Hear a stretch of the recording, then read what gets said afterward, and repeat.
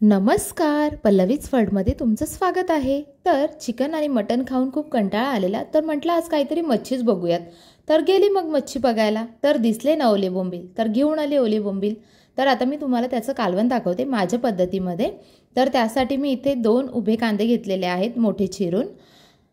तर त्यानंतर मी इथे घेतलेलं ओलं खोबरं, त्यानंतर टोमॅटो, कोथिंबीर आणि लसणाच्या 10-12 पाकळ्या घेतलेल्या आहेत मी इथे सोलून। त्यानंतर कढीपत्ता घेतलेला आहे आणि मी इथे फोडणीसाठी जिरे घेतलेले आहेत, त्यानंतर कोथिंबीर, नंतर ठेचलेला लसूण आणि कढीपत्ता। आणि मी इथे बोंबीलचे 5च तुकडे घेतलेले आहेत, कारण बाकीचे मी फ्राय केले होते आणि कालवणातलं जास्त कोणी खात नाही, तर त्यामुळे मी 5च घेतले होते आणि बाकीचे मी फ्राय करून टाकले। तर आता मी मसाला आधी वाटून घेते। तर त्यासाठी आधी उभा चिरलेला कांदा टाकून घेतलाय मी।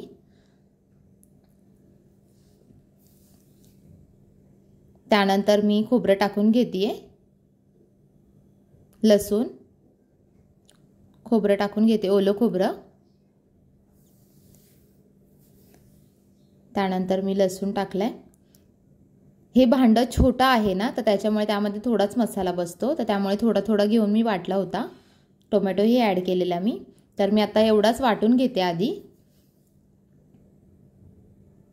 तर आता मी मिक्सरला लावून घेतलाय आणि बारीक छान वाटायचा, जेणेकरून आपल्या भाजी छान मिक्स होईल तो। तर मी आता वाटून घेते मसाला छान असा बारीक।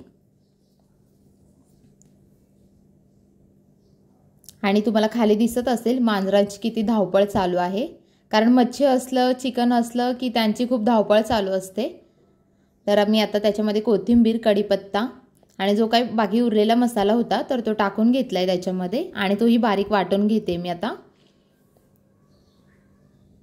जोपर्यंत त्यांना काही भेटत नाही मांजरांना, तोपर्यंत त्यांचं म्याव म्याव म्याव चालूच असतं। तर छान असा बारीक वाटून घेतलाय आता मी मसाला। हा जाडसर असा ठेवायचा नाही, नाहीतर भाजीत मिक्स नाही होत छान तो। तर आता आपला मसाला वाटून झालाय आणि मी बोंबीलला पण हळद आणि मीठ लावून ठेवलेलं, तर तेही आपले मुरतायत चांगले। तर मी आता पातेलं ठेवले, गॅस पेटवून घेतला, मग पातेलं ठेवून घेतले। त्यानंतर तेल टाकते आता मी। थोडंसं तेल जास्तच घालायचं नॉनव्हेजमध्ये, म्हणजे छान टेस्ट लागते।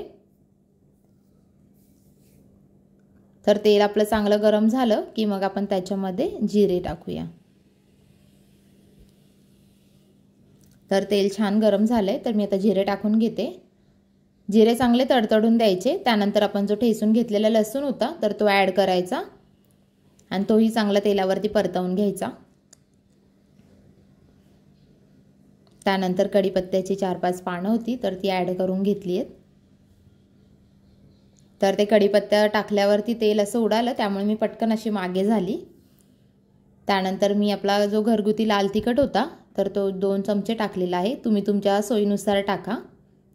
त्यानंतर थोडीशी हळद, कारण आपण मॅरिनेटमध्ये पण यूज केलेली। थोडीशी हळद टाकून तेलामध्ये चांगलं परतवून घ्यायचं। याने मसाला छान भाजला जातो आणि फ्लेवरही खूप छान येतो। तुम्ही नक्कीच असं करून बघा। तुम्हाला कोणत्या कोणत्या मच्छी आवडतात खायला मला नक्कीच कमेंटमध्ये सांगा तुम्ही। आणि जो आपण मिक्सरला लावून घेतलेला मसाला तर तो टाकून घेऊया आता। बघू शकता मसाला किती छान बारीक वाटलेला आहे।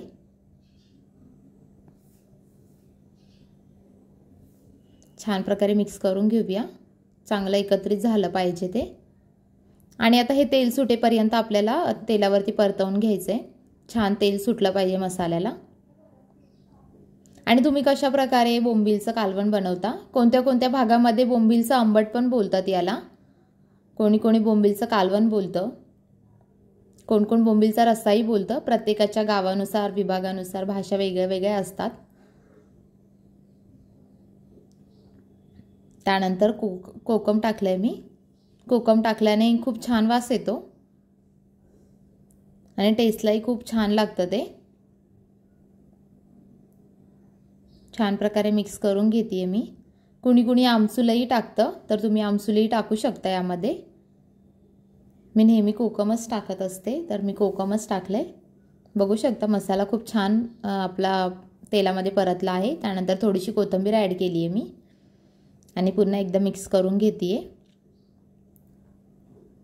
आणि डायरेक्ट आपण भाजीमध्ये पाणी नाही टाकायचं, टोपावरती ताट ठेवायचे आणि ताटामध्ये पाणी टाकायचं आणि तेच पाणी गरम झालं की मग आपण त्या भाजीमध्ये ॲड करणार आहे. तोपर्यंत यांची गडबड बघा. तर हा तुम्हाला माहिती आहे सगळ्यांना, आपला पांडा छोटू. त्यानंतर ही आहे आमची कुकी आणि ह्यो घाऱ्या. याला आम्ही घाऱ्या बोलतो कारण याचे आईज आहे ना ब्ल्यू ब्ल्यू आहेत ना, तर त्यामुळे आम्ही त्याला घाऱ्या बोलतो. तर यांची चालू होती गडबड. तर आता पाणी ताटातलं गरम झालेलं, तर मी ते भाजीमध्ये टाकून घेते आणि पुन्हा एकदा मिक्स करून घेते छान. तुम्हाला तुमच्या सोयीनुसार तुम्ही पाणी ॲड करा, जसं तुम्हाला घट्ट पाहिजे, कालवण पातळ पाहिजे.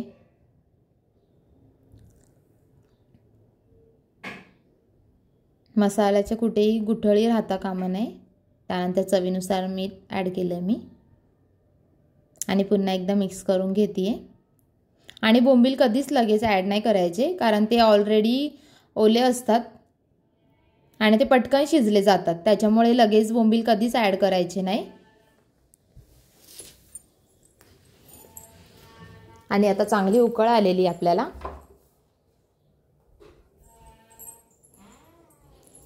छान उकळी आलेली आहे बोंबीलला.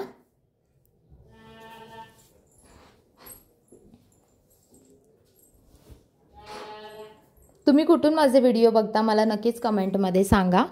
आणि आता जे बोंबील आपण हळद आणि मीठ लावून ठेवलेले होते तर ते टाकून घेतलेत मी.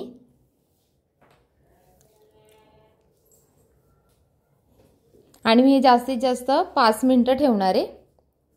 झाकण ठेवून 5 मिनिटं हे करायचं, आपल्याला उकळ काढायची. आता आपले बोंबील पण शिजलेले आहेत चांगले. आणि जास्त मिक्स नाही करत राहायचं, नाहीतर मग ते बोंबीलचं पूर्ण काटे काटे होतील भाजीमध्ये. आणि कोथिंबीर टाकली आहे मी त्याच्यामध्ये.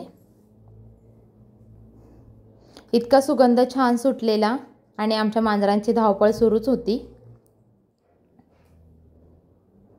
तर अशा प्रकारे आपले बोंबीलचं कालवण तयार झालेलं आहे.